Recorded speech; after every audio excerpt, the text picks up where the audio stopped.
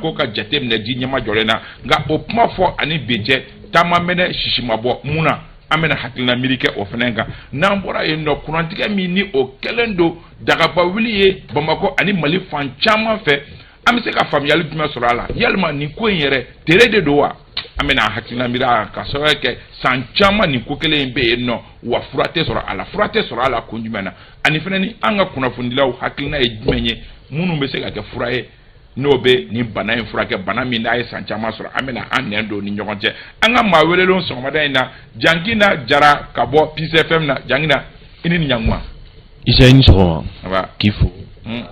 baga ni lamɛnnikɛla bɛɛ lajɛlen fo n barokɛɲɔgɔn minnu bɛ yan ka tila ka foli di u bɛɛ ma n bɛ n kɔrɔkɛ Umar Mariko fo e bɛ baara kɛ Peace FM la o ye ale ka arajo ye an bɛ a yɛrɛ fo sɔgɔmada in na Sori Ibrahim Diallo Sori i ni ɲankuma kaba n b'i fo an jɛɲɔgɔn fɛn fɛn bɛ plateau kan k'u bɛɛ lajɛlen fo Jankine Basaro ani Dawuda minnu bɛ filɛli la ani minnu bɛ lamɛnni na k'u bɛɛ lajɛlen fo Mali kɔnɔ Mali kɔ kan ka dugawu kɛ jamana ye Ala ka an bɔ ni gɛlɛya in kɔnɔ sunkalo a kuncɛ ko ɲuman a n'a musaka Ala ka nɔgɔya silamɛ bɛɛ lajɛlen amina ya rabi Ala ka an bɛɛ sababu ma amina ya rabi Basaro Aidara ka bɔ Amapula Basaro i ni ɲankuma Isa i ni sɔgɔma an bɛ foli lase ma ka foli lase an barokɛɲɔgɔn bɛɛ lajɛlen plateau sanfɛ an ka technicien ni radio ɲamaya so an bɛ nin bɛɛ lajɛlen fo ka foli kɛrɛnkɛrɛnnen sa a bɛ an lamɛnbagaw n'an filɛbagaw yɔrɔ ka d'a kan an ni waati in na sojɔwuli ma nɔgɔn a ma nɔgɔn dɛ i yɛrɛ ɲɛfunu an ladogolen bɛ bɛɛ kɔfɛ donc an bɛ foli an filɛbagaw ma Isa u ka cɛsiri la ka d'a kan anw tɛ nafa tɛna ba tɛna ye anw na ni mɔgɔ tɛ sɔrɔ u fɛ minnu m'u si ka an lamɛn donc lamɛnni bɛ danaya dɔ ko an bɛ dugawu kɛ hali bi Ala ka danaya sinsin an ni ɲɔgɔn cɛ ka dugawu kɛ hali bi Ala ka jamana basigi amina ya rabi jamana basigi ka nɔgɔyaba don jamana ko la sɔgɔlen kɔnɔ amina ya rabi Dawuda Kamate ye kunnafonidila ye Dawuda i ni ɲankuma kaba i ni ɲankuma an bɛ fɛn fɛn bɛ plateau kan yan sisan an b'u bɛɛ fo ani mɔgɔ fɛn fɛn b'an lamɛnna ani mun b'an lajɛla nin waati in na an bɛ bɛɛ lajɛlen fo a diyara u ye Ala ka sunkalo tɛmɛ ko ɲuman di bɛɛ lajɛlen ma ayiwa an bɛ foliba di aw kelen-kelenna bɛɛ lajɛlen ma ka sɔn ka na baro kɛ anw fɛ an y'a fɔ k'a fɔ ko an ka bakurubaw ye bakuruba fɔlɔ ye mankan min ni o wulila an bɛ se k'a fɔ ko kiri ni wɔyɔ ka sababu kɛ jamana finitigilakaw olu ye baara kologirinba dɔ kɛ Jɛnɛ mara la kɛrɛnkɛrɛnnenya la Mura Sori Ibrahim Diallo mun dɔnnen don Mura ko kan ka sababu kɛ a kuma cayara version caman b'a la hali n'o y'a sɔrɔ armée yɛrɛ ye communiqué kɛ ka ɲɛfɔli kɛ e bɛ mun dɔn Mura ko la dakuruɲɛ damadɔ na kaba dakura damadɔ ni ko tɛ an b'a kɛ ten sinon caman bɛ an bolo Mura kan parce que ni ko Mura a bɛ ne hakili jigin Mali yɔrɔ dɔ la yɔrɔ min wagati jan an bɛ se k'a fɔ san caman Mali armée sen ma su a yɔrɔ la kuma tɛ a administration ma o dugu ni wagati kofɔlen na an y'a ye armée fɛrɛ caman sigi sen kan degun min bɛ population kan ka essayer ka degun in ka ta ka bɔ yen armée ka se kɛnɛ kɔnɔ jamana ka segin jamana kɔnɔ denw ma n'o ye Mura ye fɛrɛw sigira sen kan an ka lakana tigilamɔgɔw fɛ sɔrɔsiw fɛrɛ min ni a sɔrɔla kunnafoni sababu la ani minan sababu la ani an ka lakana tigilamɔgɔw yɛrɛ ka wulikajɔ ani dusukolo min b'u la o de kɛra sababu ye an ye Mura kibaruya sɔrɔ k'a fɔ dɔgɔkun tɛmɛnen kɔnɔ sɔrɔsi an ka Mali golomasiri tabaw u sera ka terroriste ma 200 ani ma 3 ko bonani na ka ma 50 ni ma 1 minɛ ka moto 200 ani kɔ k'o bɔ baara la k'o bɛɛ lajɛlen k'o filenkolon ci k'o dagakolon ci kaba armée bɔra n'o ye a ka kunnafoni diso ye DIRPA ka ɲɛfɔli kɛ état-major général des armées ka yamaruya kɔnɔ min kɛra opération yɛrɛ kɛra cogo min mina minnu sera ka fara ɲɔgɔn ka Mali armée fɛ ka kɛlɛ in kɛ ani maa minnu bɛ yen i ka faamuya bala ni dugu yɛrɛ minɛlen olu la bɔra cogo min ani baara in kɛra cogo min ka ɲɛfɔli kɛ o kan ne hakili la an filɛ yɔrɔ min bi Maliyɛn bɛɛ b'a kalama diɲɛ b'a kalama min kɛra min dogonnen don ni o bɛ ka kɛ ŋunuŋunu kuma ye kaba an ka dɔn Mali ye jamana kelen de ye kɛlɛ kelen bɛ yen u b'a fɛ ka min sɔri an kunna ka min sɔrɔ i mura ko la ni o tɛ an fɛ yan n'o ye siya kɛlɛ ye. an bɛna tila ka se o ma sisan an b'a la an bɛ tour de table kɛ min dɔnnen don bɛɛ n'i ka kunnafoni sɔrɔ yɔrɔ don ani mɔgɔw bɛ ɲɔgɔn dafa Jangina i bɛ mun dɔn mura ko kan. Bon sori mun fɔ n bɛ damadɔni far'o kan ka kɛɲɛ ni kibaruya minnu bɛ anw bolo i b'a jateminɛ bi bi in na Mali wolomasiri taabolo n'o ye armée ani jamanaden dɔw cɛ danaya bɛ ka sabati o danaya bɛ ka sabati cogo min na o bɛ sabati la armée u ka wulikajɔ sababuya la bon wulikajɔ ninnu nɔ kan u y'a yɛrɛ k'a fɔ kibaruya dɔw bɛ u y'olu sɔrɔ k'a fɔ ko Mura ye yɔrɔ min ni Banmanju daga yɔrɔ dɔ a bɛ wagati jan bɔ wagati jan min kɔnɔna la ni Mali wolomasiri taabolo fo ka taa se hali an dɛmɛbaga jɛkulu ma MINUSMA fara Barikani kan ninnu si ka wulikajɔ tun tɛ se yɔrɔ kofɔlen na ça veut dire que population minnu tun bɛ a yɔrɔ la wagati ni maa bɛ se k'a jigiya k'a fɔ u tun tolen don u yɛrɛma bila k'u jɔnya sabula u tun bɛ Banmanju ka Banmanjia wale o daga de kɔnɔna la bon an ye kibaruya sɔrɔ k'a fɔ Banmanju bɛ wagati min i ko sisan yɔrɔ mun bɛ k'a fɔ bibi na yɛrɛ k'a fɔ ko u y'u ɲagada yɔrɔ yɛrɛ o ye Mura kɔnɔna ye sabula n'i ye Mali armée ta u ka opération bɛ sen n'u ko ko kɛlɛtigi k'u ka wulikajɔ bɛnnen don ka yaala Banmanji bɛ yɔrɔ yɔrɔ ka se ka dankari la donc o de nɔ kan kibaruya sɔrɔla k'a fɔ ninnu bɛna ɲɔgɔn kunbɛn kɛ Mura donc ɲɔgɔn kunbɛn in sen de fɛ i b'a ye k'a fɔ Banmanji caman ye ɲɔgɔn sɔrɔ yen ka kɛɲɛ ni wolomasiri taabolo ka kunnafoni ani maa wɛrɛ minnu bɛ dugu kɔnɔna la bi bi in na n'olu bɛ fɛ ka bɔ jɔnya in na ani Mali armée yɛrɛ ka kunnafoni di sira wɛrɛw olu bɛɛ ka ɲininiw kɔnɔna la yirara k'a fɔ tiɲɛ ni tiɲɛ yɛrɛ la Banmanji ninnu kan ka ɲɔgɔn ye kɛ Murakaw fɛ donc o nɔ kan i b'a ye k'a fɔ armée y'a ka wulikajɔ kɛ mɔgɔ caman bɔnɛna ani na kulekan caman bɔra fɛn caman bɛ ka fɔ mais n t'a dɔn n'an daw bɛna tila ka s'olu ma kɔfɛ sinon bi bi in na kibaruya ye min ye an kan ka se a fɔcogo n'a a kɛcogo la a n'a waati a kɛcogo la. ayiwa Basaro faranga b'i bolo ka fara kunnafoni minnu ni olu sɔrɔla wa. Isayi a kan ka faamu dɔrɔn k'a fɔ ko Mura ye yɔrɔ ye localité min n'a ka surun Mauritanie frontière la kosɛbɛ Isa o kɔfɛ i b'a dɔn a bɛ waati damadɔ bɔ minnu y'an ka finilatigikaw olu ka ɲɛmaayaso dɔgɔkun u bɛ communiqué kɛ k'u ka dɔgɔkun bilan fɔ Mura situation yɛrɛ fanba sɔrɔla communiqué dɔ de senfɛ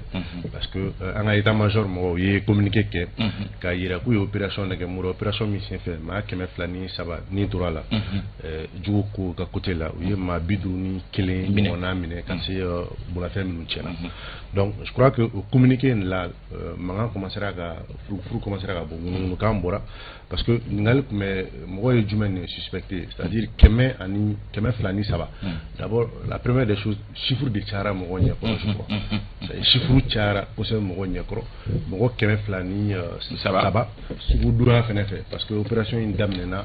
je crois que sugu dura senfɛ parce que Mura zone min fɛnɛ don i b'a jateminɛ a dilanfɛ dugu caman bɛ yen ka dɔgɔjɔ baaraw bɛ kɛ a zone na surtout sunkalo makɔnɔ an kun b'o période de la donc mɔgɔ bɛna souvent ka na musaka ɲini na musaka ɲiniw senfɛ i bɛna n'i ka feere fɛn ɲɛ k'o feere mɔgɔ min na i b'o san ka taa ni ka taa donc voilà pourquoi interrogation caman bɔra ko in na parce que dans un premier temps armée ka communiqué min kɛra n'i y'a ye i tun b'a lajɛ armée yɛrɛ ka an ka finitigiw ka yɔrɔ la u tun ma kuma u yɛrɛ ka maa hakɛ min an ka finitigi min tora la u kuma fɔ donc o de an ka chef d'état-major ka communication senfɛ je crois chef d'état-major an ka Jabarasoba la a ye o information di pour montrer que c'est vrai olu m'o fɔ parce que kɛlɛ fɛn n'a fɛɛrɛw don kɛlɛ fɛɛrɛ la ni min ye dimi o jugu la yɔrɔ min na je crois que kuma fan bɛɛ boli o de kan mais e yɛrɛ ye gɛlɛya minnu sɔrɔ kuma caman i bɛ tɛmɛ ko la ka d'a kan bɛɛ b'a ɲini k'i ka sebaaya sɔrɔ mais je crois que peut-être que au début n'o kun donna kuma na ne ka faamuya la kuma caman mais a fɔra k'o fana ye segin de ye o non segin de fɔ non a ka dɔgɔ oui mais a bɛ se ka kɛ parce que opération min don a fɔra ko opération hélisportée kun don c'est-à-dire finitigiw taara de ni ka n'u bila opération na donc i b'a dɔn o tɛ se ka kɛ i n'a fɔ i sera mɔgɔ dagalen sɔrɔ c'est-à-dire ka taa ka finitigiw sɔrɔ u ka kɛlɛkɛyɔrɔ la u ka jabala la comme on a souvent l'habitude de le dire o jabala la u ka taa kɛlɛ an ka riposte kɛ c'est-à-dire donc stylo tɛ kelen ye anw de bɛ offensive la exactement mais n'i taara mɔgɔ sigilen sɔrɔ peut-être il y a l'effet de surprise o bɛ se ka hali an ka finitigiw ka nombre élevé o effet de surprise parce que kuma dɔ la c'est vrai que o information sɔrɔ k'a fɔ ko bi mɛna k'u kan mais a bɛna ye kuma dɔ la waati jɔnjɔn kelen min na o maîtrise t'u bolo sinon i b'a sɔrɔ o bɛ tile 2-3 kɛ kɔnɔguwan na ka kɔnɔni kɛ mais i b'a sɔrɔ waati min il relâche vigilance o waati de bi mɛ taa k'u kan donc o c'est-à-dire o mɔgɔ hakɛ min bɛ to o kɛlɛ la ni e de taara attaque i b'a dɔn o tɛ kelen mais je pense bien peut-être que communiqué fɔlɔ kunna ni a kun yira la ko hali kɛlɛ in na an fana kun ye maa dɔ sɔrɔ minnu ni tora la kuma min bɛ sen na o kun tɛ kɛ caman bɔra je crois que peut-être que o kun tɛ na kɛ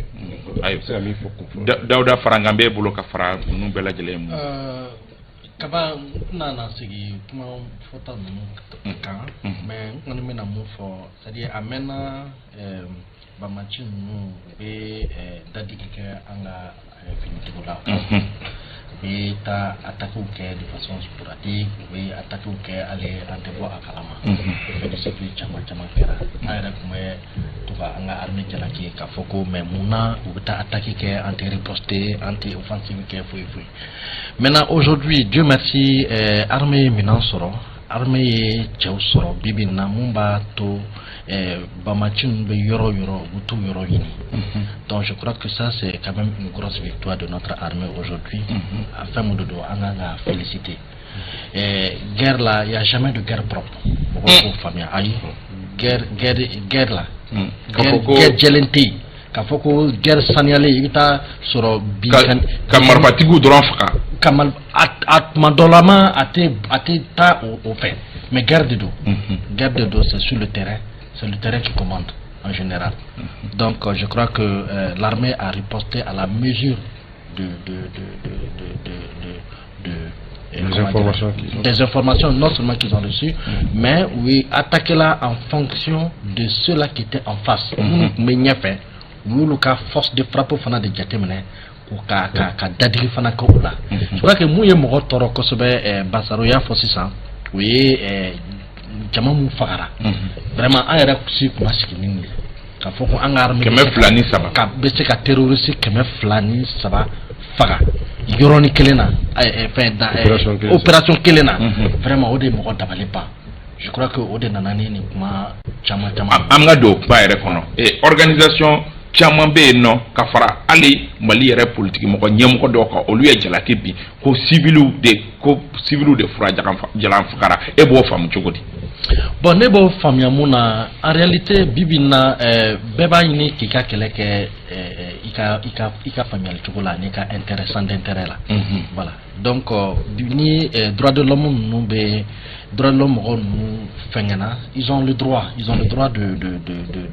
ka manifester k'a fɔ ko mun kɛra a ma kɛ ka ɲa i b'a sɔrɔ u binna civiliw kan mais ni bɛɛ ye enquête de bɛ se ka nin bɛɛ waleya donc ni ye faamu i ko guerre propreté e b'a faamu k'a fɔ a 200 ni 3 la a mana kɛ cogo o cogo a bɛ se ka kɛ ninnu ka kuma ye tiɲɛ mɔgɔ damadɔninw b'a la minnu ye civil ye a bɛ se ka kɛ je ne confirme pas mais a bɛ se ka kɛ parce que kɛlɛ bɛɛ c'est le terrain qui commande Kaba. Voilà, le terrain est toujours la meilleure façon de pouvoir trouver une solution ou du moins une meilleure compréhension à cette opération-là. Donc, nous ne sais comment dirais-je, civil ou fagara effectivement, mais toujours est-il qu'il n'y a jamais de guerre propre. Voilà, il n'y a jamais de guerre propre. Sori Ibrahim Diallo, Aramadiya la fasa jekulu kafra politique nyamko baw do kan olu ya ira kan foko armée opération min kɛ n'a fɔra k'a fɔ ko jatigɛ walekɛlaw de fagara ko a fanba tɛ jatigɛ walekɛlaw ye ko jamanadenw de fagara. D'accord. Kaba min dugulen bɛ maliyɛnw na n'an ka kan ka dɔn bi o ye k'a fɔ n'i ko ko kɛlɛ fɛn fila de don kunnafoni ani minɛn bi min ye bi ye a dogolen tɛ maliyɛn si la minɛn min bɛ Mali bolo Mali sɔrɔsiw bolo kunnafoni fan fɛ minɛn min b'u bolo kɛlɛkɛminɛn fan fɛ et encore an kana ɲina maa minnu tun bɛ ka an dɛmɛ an ka kɛlɛkɛlaw san caman kɔnɔ u lakɔkɔla bunahadamadenya o hukumu o bɛ se ka lawaleya cogo min na kɛlɛ yɔrɔ la ani kɛlɛ wagati la notre armée est aujourd'hui suffisamment formée. N'i ye Mali ta Kaba k'a lajɛ n da sera kunnafoni ma kunnafoni ye fɛn dɔ de ye min bɛ armée dɛmɛ kosɛbɛ a ka baara kɔnɔ n'i ye maa 200 ani maa 3 ta k'a lajɛ jadisi moto min tora la moto 200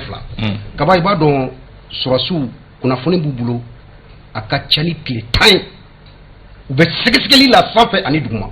mura mais jalaki min fɔra n'olu élevera kaba i b'a dɔn mɔgɔ minnu tun bɛ réunion min tun don d'abord an ka dɔn k'a fɔ chaque fois que ni Mali ye victoire dɔ kɛ i b'a ye dɔw bɛ wuli k'o ta k'o kɛ ko dɔ ye kaba mais sugudonya la n'a fɔra k'a fɔ ko bombardement sugudonya minnu fagara sugudonya u ye wagati dɔ de sugati u fana t'u kun fɔ kɛlɛ bɛɛ n'a fɛɛrɛ don non o to yen donc minnu fagara kaba u taara sugudonya la djihadistes de don u bɛ réunion de kɛ jiga minnu b'u bolo ani jiga bɛna sɔrɔ cogo min olu yɛrɛ bɛ lakɔkɔ cogo di u bɛ bolo cogo di attaques bɛna kɛ cogo di sugudonyaw de la u fana y'a jateminɛ k'u ka réunion k'a planifier ka bɛn n'o don ye o y'a sɔrɔ kunnafoni bɛɛ bɛ armée bolo donc jama bɔta cayara o parce que djihadiste fɛn fɛn bɛ attaque kɛ olu de farala ɲɔgɔn kan bɛɛ n'i ka tɔnden don bɛɛ n'i ka ɲɛmɔgɔ don olu de nana a ka ca ni maa 200 ni ko ye min nana mais muraka dɔw ye audio bila audio minnu kɔnɔ olu ye fɛn fɔ n b'a fɛ ka min f'i na kaba i b'a dɔn jamana ko la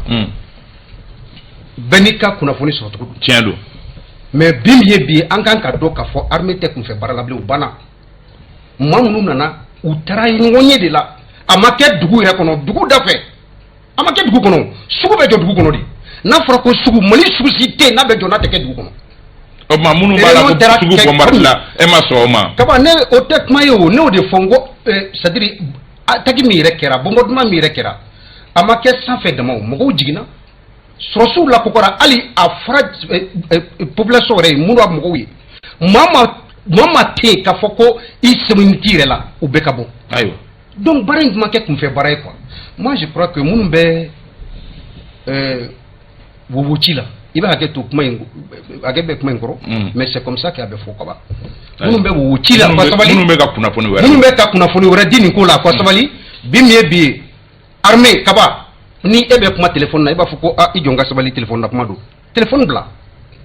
e kaba kumakan de bɛ armée bolo ni armée ko k'a bɛ e ɲini e sɛgɛsɛgɛ bi i kumakan jɔrɔ téléphone bɛɛ bila i kumakan dɔrɔn i bɛ ɲini ka dɔn i bɛ yɔrɔ sorry kana cɛ ta ɲɔgɔnna fɔ dɛ non ne cɛ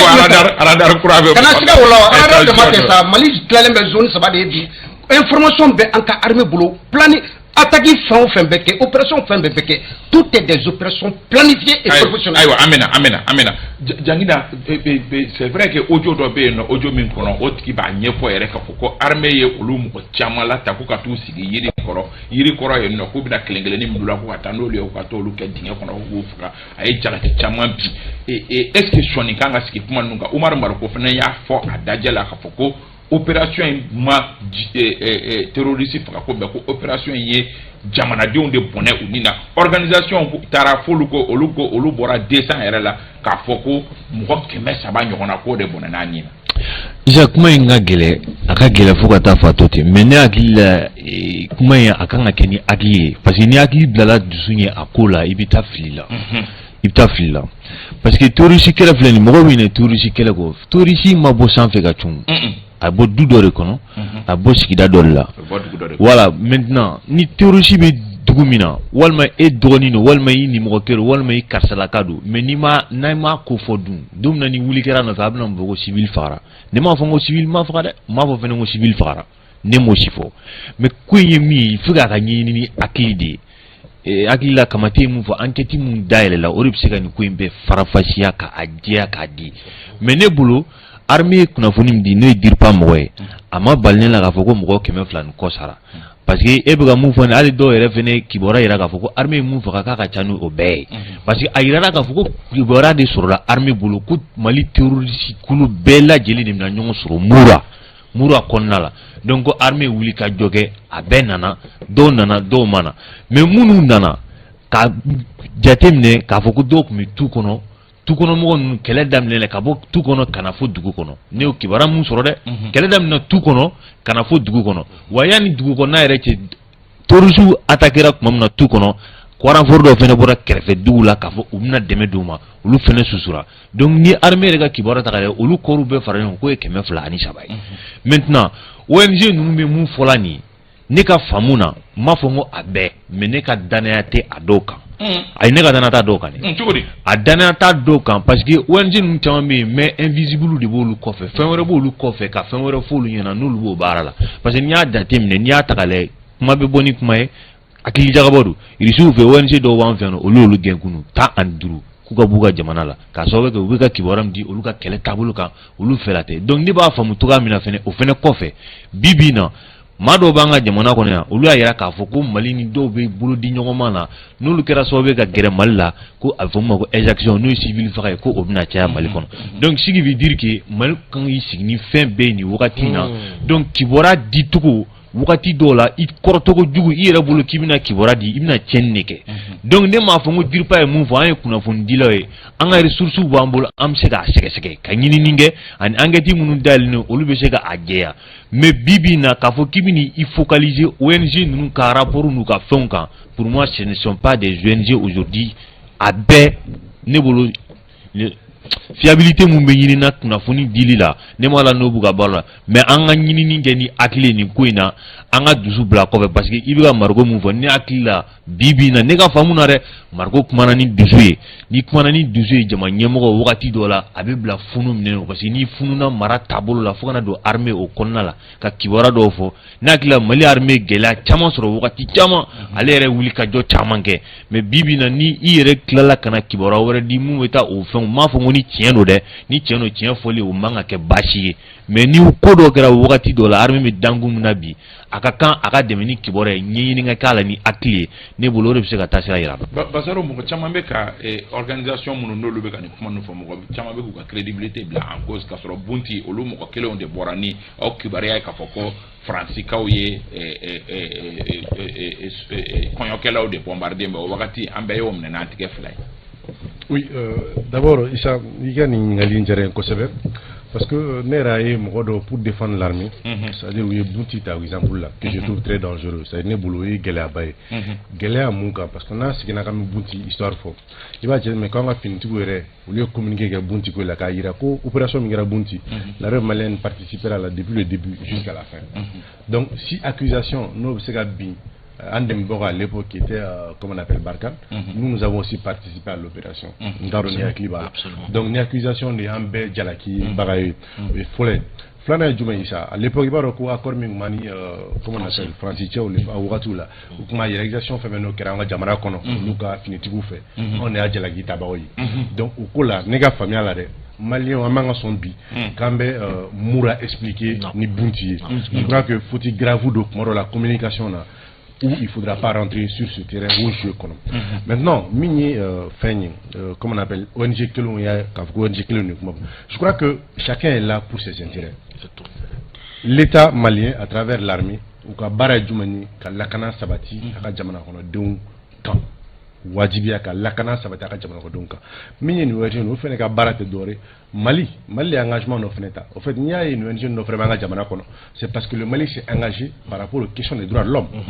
engagement minumbe al nibe kelela o do lawale alima wajibi voilà pourquoi bi état-major mini no e ka comment on appelle enquête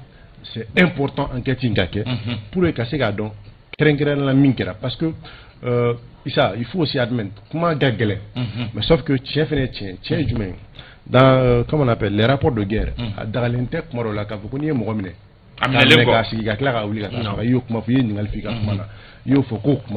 donc si c'est des faits qui sont avérés non je ne dis pas qu'à sanctionner mais à mangake parce que il faut admettre que en son il m'a son moi qui défie go zone kumarola mais be bara de kumarola mi ma ta se ka botchen mais nous opération migra bunti ni ya jete mine maminu be kella ni teuru sudo a chamanye margo kuma bori ira ba chamanye anga jamana kono doni na ko maleo ne fakara ne ba jete no chuwadla mais bazoro ni be mo fa ka fakare non je aisa non ni be mo fa ka fakara amba ma sharia kurila ibara ko sharia la dagalin de ko ni zone ni fe ika fenta ka zone kele ka soro inaka marmafo a gauti non tu kilo chare même mo fala du on ne justifie pas farfale c'est la justice non terroriste mais ni ya mine kuma sen fɛ mɔgɔ bɔ théoricien la an y'o caman ye mɔgɔ caman kɛra théoricien u tilara ka bɔ a la u yɛrɛ tilara ka kɛ facteur ye ka mɔgɔ wɛrɛw bɔ a la déradicalisation voilà un phénomène qui existe donc o bɛ sɔrɔ jumɛn fɛ état fɛnɛ kuma dɔ la a ka employabilité c'est-à-dire le fait que a ka bɛ min kɛ terrain kan ça peut amener d'autres personnes u bɛ minnu minɛ par exemple ni ko ju donna mun ne bɛna ni théoricien ye n'olu ju donnen don an bɛ caman dɔn a la mais ni ko donna les mêmes acteurs aujourd'hui minnu bɛ théoricien la bi demain peuvent être des moyens ka dɔw fɛnɛ bɔ a la voilà pourquoi a fɔ ko malidenw ni kuma dɔ la entre nous an yɛrɛ m'o fɔ Mali ma fɔ hali a ka sigi caman k'an n'u ka kuma wa o ma fɔ wa o fɔra minnu ye aglogue ni fɛn ninnu kɛ an n'olu ma sigi ka fɔ kɛ an ma bɛnw kɛ yɔrɔ dɔw la wa bis les mêmes se retrouvent hali an ka organisation comment on appelle an ka institution dɔw kɔnɔ donc il faut comprendre souvent k'a fɔ gɛlɛya bɛ mais opération na ni opération kɛra kɛlɛ senfɛ maa o maa n'o fagara Isa an b'a fɔ ko ni fagali kɛra parce que a kɛra kɛlɛ de senfɛ kɛlɛ senfɛ mais minɛli kelen kɔ mais minɛni kelen kɔ kuma dɔ la je crois que olu mɔgɔ minɛnenw yɛrɛ bɛ an ka armée yɛrɛ dɛmɛ ka information wɛrɛw sɔrɔ ka tɛmɛ fagali kan je suppose quoi maintenant n bɛ fɛ ka pression kelen min je crois que ko ninnu bɛɛ kɛra parce que i y'a fɔ ko bombardement senfɛ moi ne hakili la min fɔra o ye échange de tir de kɛ mais bombardement ma kɛ parce que bombardement fana olu dégâts fana ka bon. Je pense pas que bombardement kɛra fɔra échanger tour de kɛra parce que c'est des troupes aéroportées n'u jiginna marifa ciw de kɛra u ni ɲɔgɔn cɛ mais bombardement ne m'o mɛn bɛɛ n'i ka kunnafoni ta yɔrɔ n'a di yɔrɔ don. Ayiwa dɔ fana ye ɲininkali kɛ a na ko Mauritaniikaw bɛ sugu in fréquenter kojugu ko an ma Mauritanie ka kibaruya foyi mɛn k'a fɔ ko ale ka dɔgɔden dɔ bɔra Mauritanie ka na ko o ni tora ko la ka sɔrɔ gɛlɛya bɛ o ko la kosɛbɛ tile filanin na Mauritaniikaw ka mɔgɔ hali mɔgɔ kelen ni mana to Mali la u b'a kɛ mankan caman ye ko nka ko Mauritanie kibaruya foyi ma sɔrɔ bi mun kan ka kɛ walasa ka nin ko in élucider a ka dɔn min kɛra tigitigi parce que MINUSMA fana bɛ ka pression wuli ko f'a ka enquête kɛ tribunal militaire fana a dayɛlɛ an kan ka jumɛn ta a fila la an yɛrɛ ka enquête kɛ wa walima an ka sɔn a ka di MINUSMA ma MINUSMA k'a baara kɛ ka sababu kɛ Basaro ko k'an kana bunti fɔ bunti t'a la MINUSMA de y'o fana enquête kɛ. Non, aujourd'hui moi je crois que déjà nous an ka armée o ye brèche dayɛlɛ ka ban dès l'instant où ils ont ouvert une enquête à travers le tribunal militaire o de kan ka kɛ o. Ka MINUSMA ta in to yen. Non, MINUSMA ta in moi je crois que o ye ko wɛrɛ ɲinina de ye o MINUSMA ta ye ko wɛrɛ ɲinina de ye o an yɛrɛ bɛ se ka an ka enquête kɛ o on a des hommes fiables le tribunal militaire parce que o y'an yɛrɛ ka ko de ye moi je o ye ne ka faamuyali ye dɛ o ye an yɛrɛ ka ko de ye. Mais est-ce que o la baara bɛna kɛ ka ɲɛ. Maintenant mun bɛ se ka kɛ peut-être à la limite on peut adjoindre certains experts de la MINUSMA à l'enquête. O bɛ se ka kɛ voilà pour fara an ka mɔgɔ kan mais ka leadership di MINUSMA ma non moi je suis pas pour ça. Sori Ibrahim Diallo MINUSMA ou bien an yɛrɛ ka bɔ an ka précision dɔ di yɛn an ka yɔrɔ in jaabi quoi terroristes de fagara malien ma faga ni malien b'a la ni o fagara ça veut dire que au malien o tun bɛ attaque la walima o bɛ terrorisme fɛ donc terroristes de fagara cette précision là Mali terroristes ni malien b'a la ko fagara la personne est terroriste. Ou précision encore dit quoi? What dit donc? Terroriste de fagara. Enquête d'Alena kaba. Enquête d'Alena. Enquête min d'Alena no. Dogo ya fo. Tribunal militaire. Aka enquête inta bala. Maintenant ni ou koko crédibilité batala ka sabu ke malien o yɛrɛ dama de bina enquête kɛ MINUSMA expert do bi se ka fara ka kuma ya fo cogo mina ka enquête kɛ mais jaabi fɛnɛ ka di. Je crois que o bɛ se ka kɛ sababu ye ka bɛɛ lajɛlen lafiya parce que idée wɛrɛw bɛ k'a fɔ fɛn in kɔnɔ an tɛ ka min faamu donc ni o bɛ siya dɔw indexé ka kɛlɛ dɔw don an ni ɲɔgɔn cɛ jamana kɔnɔ pendant que le Mali ne connaît pas ce genre de guerre siya kɛlɛ tɛ an fɛ yan mais kunnafoniw bɛ kana cogo min na i b'a fɔ k'a fɔ siya dɔw de bɛ ka siya dɔw faga alors que n'i ye jateminɛ kɛ fila minnu indexélen don fila dugu de don et puis minnu bɛ ka faga olu yɛrɛ fana fila di mais o mun kibaruya f'u ye donc u ka enquête ta bala tribunal militaire y'a fɔ kɛ cogo min na l'enquête est ouverte et on espère quand même suite dɔ ka sɔrɔ a enquête la même s'il faut peut-être adjoindre comme il a si bien dit des experts de la MINUSMA pour que ni communauté internationale b'a fait ka crédibilité mi accordé à rapport là ou ka accordé là on va continuer pour plus de crédibilité est-ce que ni a dira ministre ma nan and ba do kan jaba jale do anta di ministre ma bo ni iba kala ma ko yani nga fo mais yoron do fo parce que na ki la dongo dirpa nyema Suleiman Dambélé ay kuma mu fo ayira ka fo ko avion wula sanfɛ minnu nana k'u bɛna dɛmɛ don Banmantu ma k'u ye susuli kɛ nakilaw fɔra nakila fɔra oui mais avion ka susuli bɛɛ tɛ bombardement voilà maintenant faut préciser avion ka susuli bɛɛ tɛ bombardement ah ça parce que fin kuma o kumaw ka ca quoi kumaw ka ca voilà ni Sulemani yɛrɛ y'o fɔ ko kɔfɛ ko renfort Bamanga ci renfort voilà yɔrɔ ko avion ma bolo tɛ sa jani ka kɛlɛ sɔli tɛ sa président min avion ma bolo ne faamu u bɛ kisɛ ci ne faamu u bɛ kisɛ ci non voilà bombardement ye bombe fili de o mais n'a fɔra ko frappe ye jumɛn kelen non o kisɛ ci de o ye kisɛ ci de voilà maintenant frappe tɛ kisɛ ci ya maintenant tu kɔnɔ mun kɛra o jumɛn mun kɛra tu kɔnɔ c'est quoi ne bolo mɔgɔw b'o kibaruya de la o parce que voilà kɛlɛ kɛra tu kɔnɔ kɛlɛ min kɛra kɛlɛ sɔrɔla jumɛn de fɛ d'après toujours Suleiman c'est quand l'armée a fait comment on appelle des opérations hélisportives c'est-à-dire ka mɔgɔw lajigin voilà opération aéroterrestre exactement force spéciale ka jigin voilà ils ont été accueillis avec des balles et l'armée a répondu voilà systématiquement kongonna kɛlɛ yɛrɛ bɛɛ de wula kɛlɛ wulila ni en répondant isa répond ma kɛ ni bombardement yo répond kɛra ni tir c'est des tirs c'est des champs de tir ne ka faamuya en tout cas bɛɛ n'i ka voilà o bɛɛ n'i ka faamuya de parce que voilà mun kɛra kungo kɔnɔ o kungo kɔnɔ kuma de parce que n'a hakili voilà kungo kɔnɔna kuma bɛɛ tɛ fɔ quoi parce que ni kɛlɛ an kana o la n yɛrɛ y'a fɔ ko nin kuma in bɛɛ tɛ se ka fɔ parce que bɛɛ n'i ka voilà maintenant minnu bɛ k'a fɔ bibi na ko ONG minnu bɛ walima an yɛrɛ ne bolo Mali bɛ cogo min na bi Mali ka ba don a yɛrɛ t'a la parce que n tɛna fɛn wɛrɛ fɔ n'i y'a jateminɛ wagati dɔw bɛ na kɛ mɔgɔ minnu bɛ fanga la bi n'an m'an kɔlɔsi ni opération ni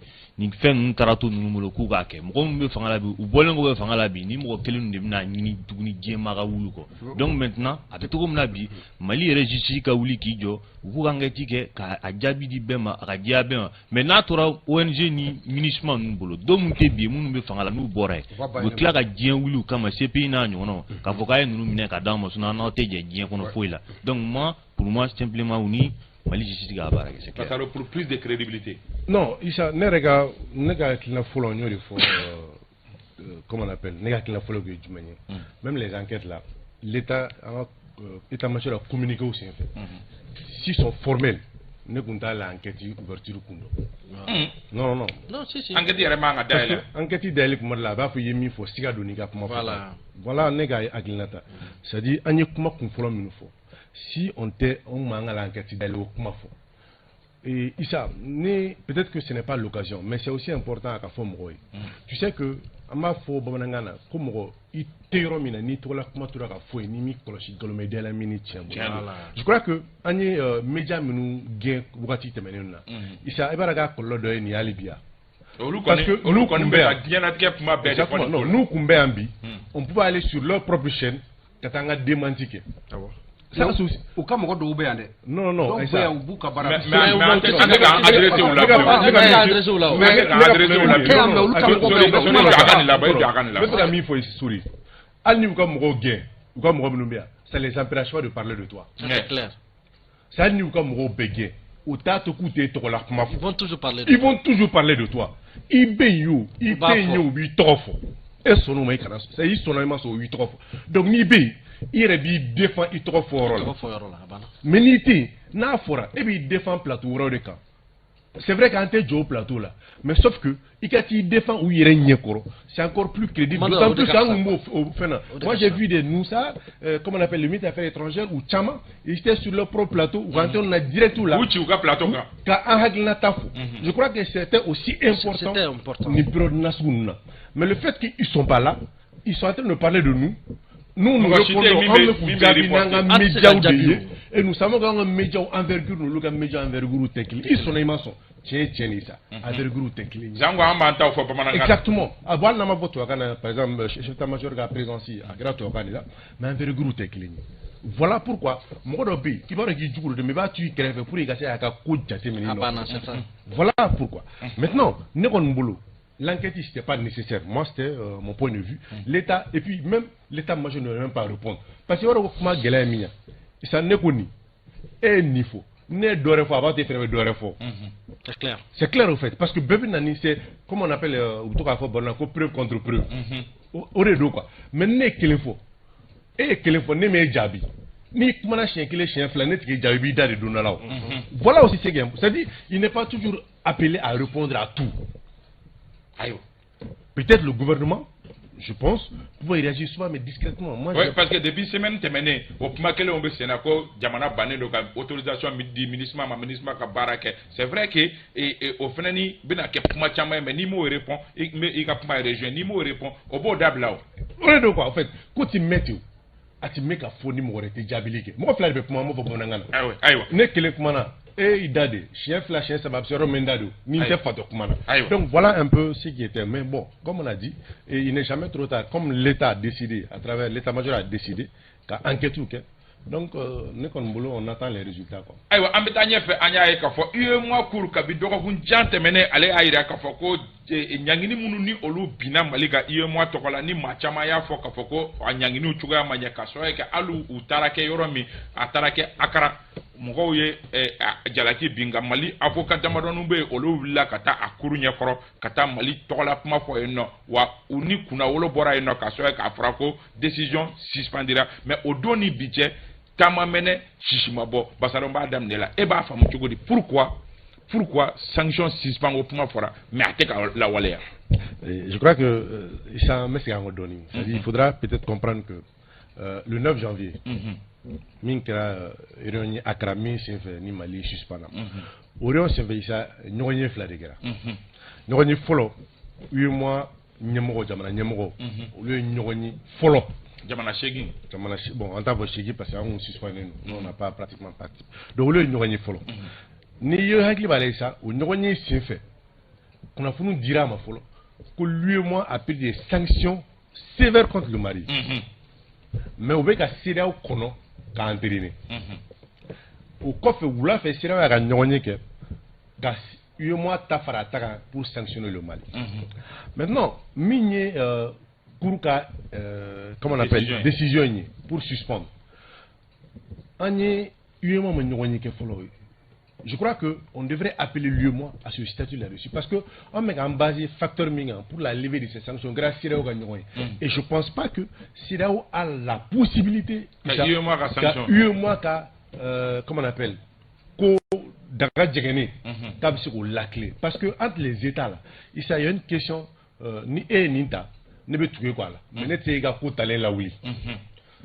et gela minta c'est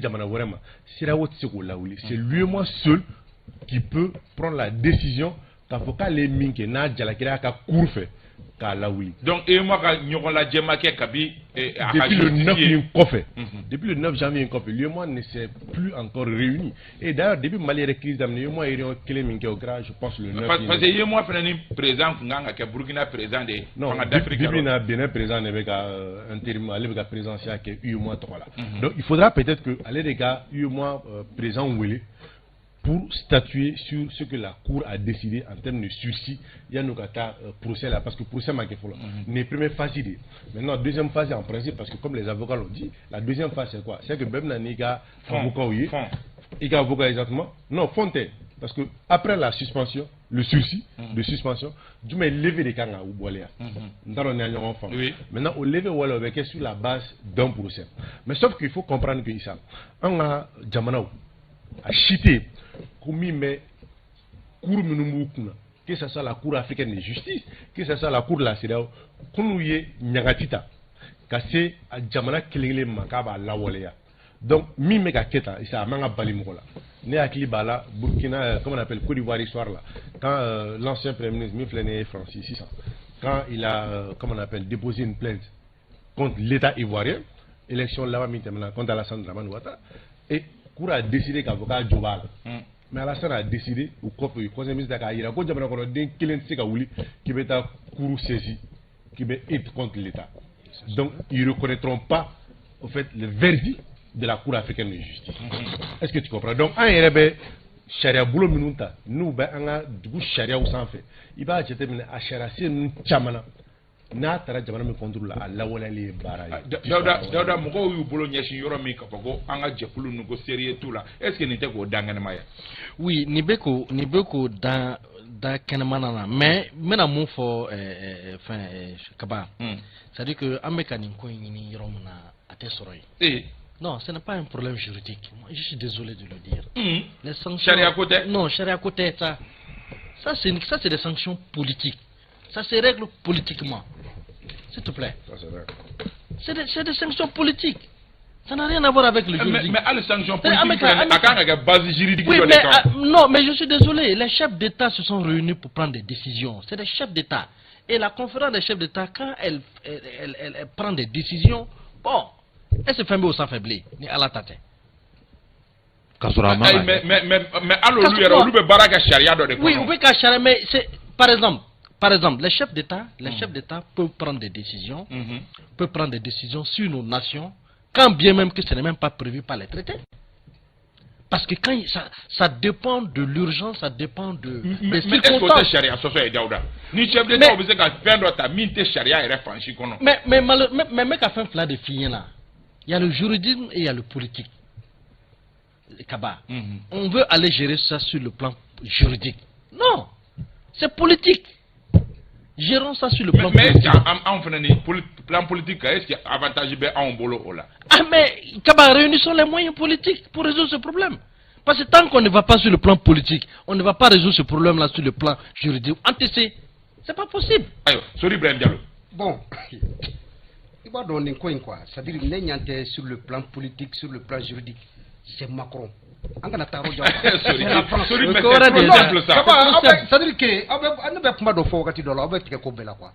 C'est-à-dire la décision de la CEDEAO de l'UMOA, tout a été planifié par Macron. Macron n'est pas théorie du complot. C'est-à-dire qu'on en veut à ce chef d'État-là. Parce que décision tête à vous fait. On en veut à ces institutions juridiques-là. Ce n'est pas ça. Ces deux organisations sous regroupement sous-régional avec nous Macron la France. C'est pas trop simple. Non, c'est pas trop simple, Kaba. Regarde, moi, Tara réunion que Accra. Accra n'est pas un pays membre de l'UMOA. Ça, c'est vrai. Ta décision, t'as un cas, décision illégale, illégitime, Kaba. Eh tiens, on va savoir ça. Maintenant, ni structure B, ni Djamana Bondin Doy, Binkerika. Tu as le droit de faire de la saisine. La saisine, ce n'est pas effectué individuellement, c'est le pays qui a fait la saisine de la cour de l'IMOA. Décision pour Akabi, Albi, Anteka Blanca, droit. Pas politique, pas juridique. C'est la France, c'est Macron.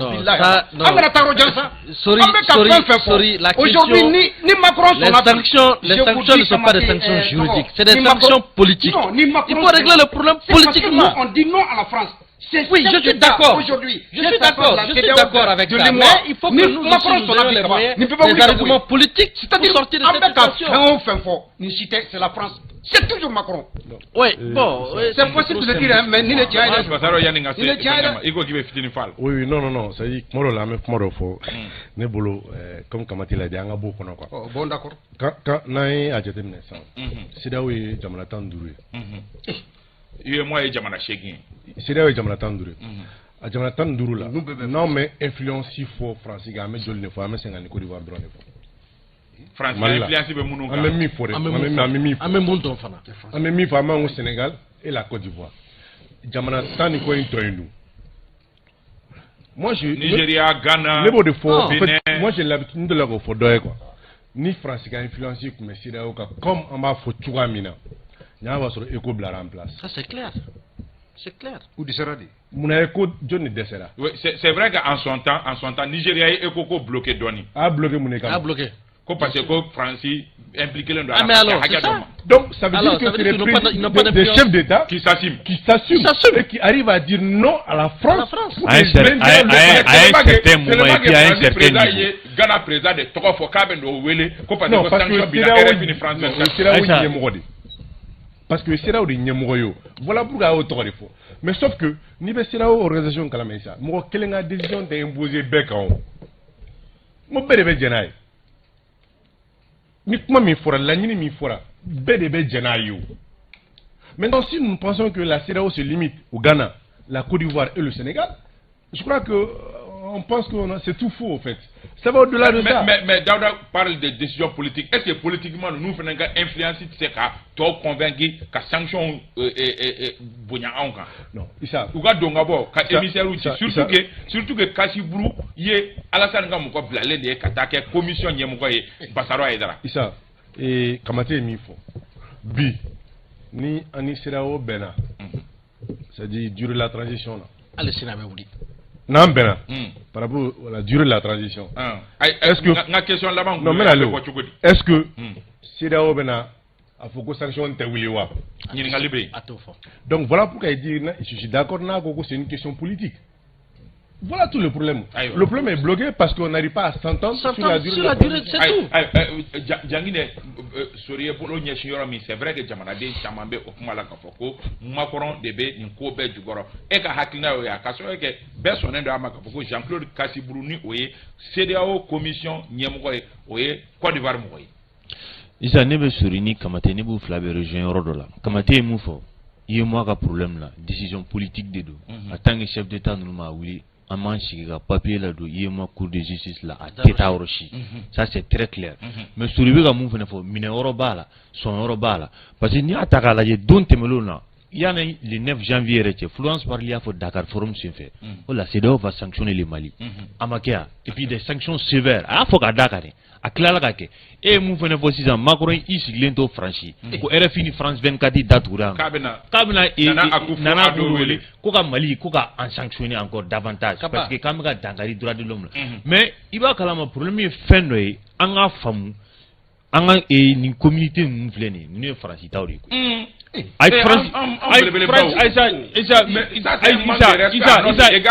Isa basore kumaro fosano ko influence bi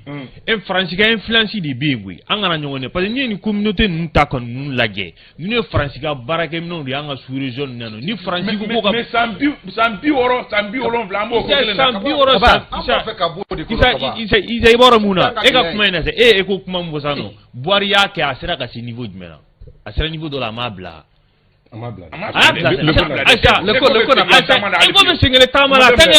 attends français moufo parce que domina boari yani boari gaule Alassane wuli la mune foray Macron tigi n'est pas d'accord parce que anga réserve d'ori nanga fait munu bi abebi c'est pas le garantie mi français c'est pas la tukuri ni dai kaso e ma bara ereke mais me fanga mun fie anga na so suri ne me mun fo suri ka kuma ro me so kamate taworma décision politique bala mais suri mun fo il faut voir que mais invisible monsieur donc fait ça c'est la France et puis France bala et puis communauté et puis occidentaux ere fenebe femme CEDEAO konna la ni mogo te so mio parce que e ga tagale al kosena do ya kuma vo america ma sadu bora shogel fe am ne fo ko kamena be kamna e ka amena be ka ba ye amena na be ça veut dire que et puis kuma no be ka fo no kuma ya nga baraka ka fu commission mu sigira mali na ka kurano ni CEDEAO mo ka barake abla job be mu ne fo do bora ka fo ku ni CEDEAO e barake fo ka be ni akle ikasa ya fo ku be na fo kalo muga akela ko me kunu bora ka na ku bina fu ye krefe kulisi ko na ka me fe ko ka muganda ma mais good luck be na ni papier ko tan fla amano o ka no ka feno jila mu ga grini bamba na dana francima munu be fangana bi ale o te shibi ah bon na dana francima munu be fangana sisa min kadaye ko voilà parce que o de kadouji. Est-ce qu'il y a famille? Mais chef d'État de la CEDEAO, non, ils ne sont pas dans cette dynamique. L'autre dynamique qu'on a, elle s'est obligée à marquer de niveau d'âme. Moi, je crois que pour que l'on ait une bonne coïna, parce que quand on a fait de fonds, on a malheureusement, on s'est gagné. On a fait, parce qu'on a mal de nos voilà. On s'est gagné, non. Maintenant, moi je pense que l'autorité, c'est qu'à déterminer au plan politique. Les arguments, il y a des arguments et il faut pas baisser la garde. Il faut pas baisser la garde. Et c'est pour cela que j'ai apprécié beaucoup l'intervention de Job ou communiquer en demandant, comment dirais-je, aux différentes organisations vraiment de venir au secours du Mali. C'est très important. Est-ce que tu vois? Ça veut dire qu'on est vraiment dans une dynamique de dialogue. Moi, je pense que politiquement, on peut solution sur le point. Ametanya fait amba ka fo mi venani ni obe jamana yere kono num bela jele kere fe ka so ka nyolo mo fo gele ami be no o e ka fo ambe sungolo la nga sanwo sa mo ko bu sikini miye o e ka fo ni wakati sera kurantiga be ke wa o wakati sera nyina o kurantiga kele gara sori kurantiga be tugo di awka sigidala bon kaba kurantiga je crois que avec Sanchamambo ibe fajme ani kurantiga be tugo nebe mayambugu mayambugu projet là ibe sera ko rafele non mais mayambugu projet là mais nya ye kurantiga anka fanka kuran u y'a essayer ka kumbe mais ko chama nana bali inafo covid ni embargo olu kɛra sababu ye ka gori do u ka bara la sinon u sigilen tile gɛlɛya min n'u y'a ye ka fɔ kurantiga b'a ka yɔrɔ la o de ye ɲininkali fɛrɛw bɛ ka kurantiga bɛ cogo di aw ka yɔrɔ la Dawuda tiɲɛna hali kunun kurantiga tiɲɛna a y'an sɛgɛn kosɛbɛ pratiquement je peux dire que hier sur les 24 heures an ye courant mun sɔrɔ a tɛ tɛmɛ 5 heures kan Basaro Issa Churo de 4 heures de 0 heures kana 5 heures du matin ne ka téléphone ma se ka charger courant na c'est-à-dire tellement courant bɛ tigɛ quoi jangine Isa kurantiga ko ne kɔni bɛ kuma la sinon kurantine fɛ pano de bɛ ne fɛ mais tiɲɛ la n'i y'a ta hali baara yɛrɛ la tiɲɛ na baara sɛgɛn parce que baara yɛrɛ radio yɛrɛ bɔra a place la voilà fɛn ka taa bila fo yɔrɔ wɛrɛ pour que baara bɛ se ka kɛ vraiment aw ka radio fan fɛ Peace FM non courant tɛ yen ayiwa mais ɲininkali bɛ yɔrɔ min sisan fatalité de don wa Dawuda fatalité tɛ mais n bɛna mun f'i ɲɛna un problème sans solution. Il y a une solution, mais on a un problème d'anticipation et de vision. Je crois que en autorité, nous, parce que ça fait, je peux dire que depuis 30 ans, en tout cas depuis l'avènement de la démocratie, mais c'est qu'à fois qu'il n'y a pas eu un investissement sérieux dans le secteur de l'énergie. On n'a pas eu de vision d'anticipation. Mais moi, le groupe mais au groupe Mounana, c'est à l'actif de la transition. Mais qu'à finir que transition était qu'à résolu. Il peut pas. Non. Parce qu'aujourd'hui, pour installer une capacité de production d'énergie de 100 MW, il faut de longues années. Il faut, courant bara erena ketwa de. Est-ce que tu vois? Malheureusement, en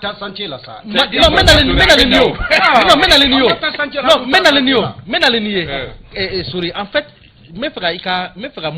en réalité, où il y a damné. We are damné ka bara do ke mais ka foko obina aben nyana bo sansan ko ka courant di mo be la tête sansan pour le tse ka ke parce que ça prend du temps et c'est un investissement qui est très très lourd. Ayo Sori Ibrahim Diallo Kaba, je crois que courant tigain transition en aller fankala ay geleya folo mi mali kono na furakan kanyala o ye courant bi mais tse ka ben nyana bo groupe électrogène minana très bien bara damna city euro identifiera aujourd'hui bara bayro mina c'est exécuté à hauteur de 85%. Kaba fem fladron PDB nous be ka makono ni wakati ko folina o ye câble di câble me bo central la kata sirakoro euro nyerela ou bo jorope di makono. C'est pour te dire que vous installera, panneau installera, barana kankake pour la production des 100 mégawatts. Mais mais kaba gléa flade nana blocage là. Nous est Covid ni embargo. Anka kablu fle Côte d'Ivoire. Kablu fle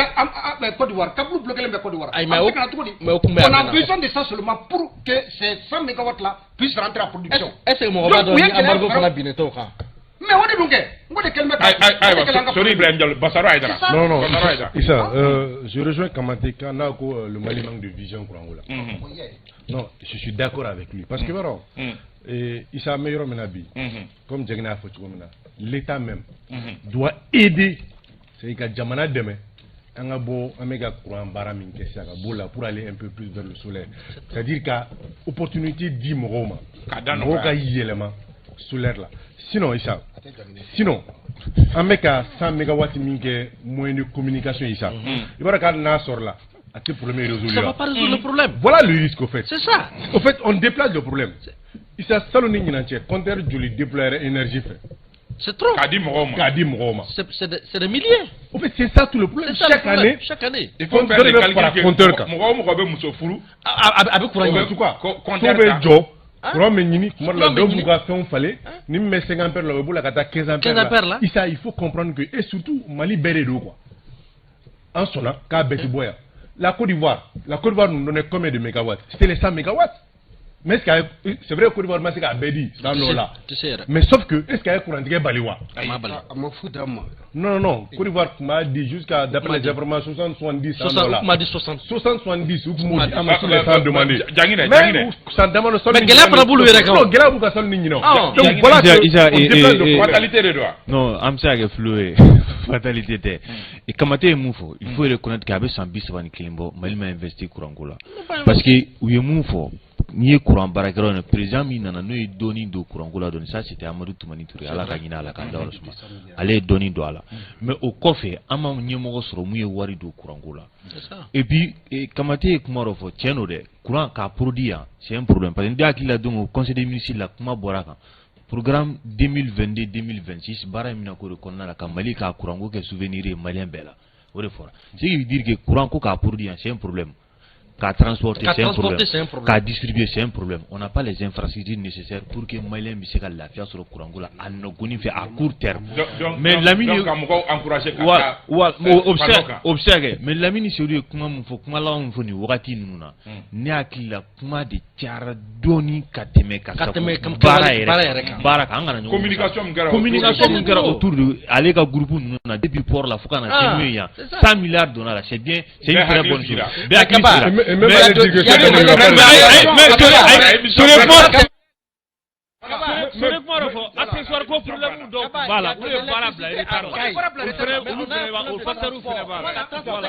allez dire, rassurer le peuple malien qu'il n'y a pas de délaissage. Mais justement, mais embargo non,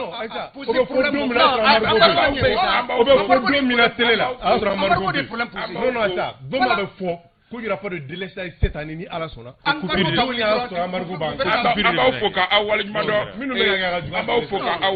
Ka foli badi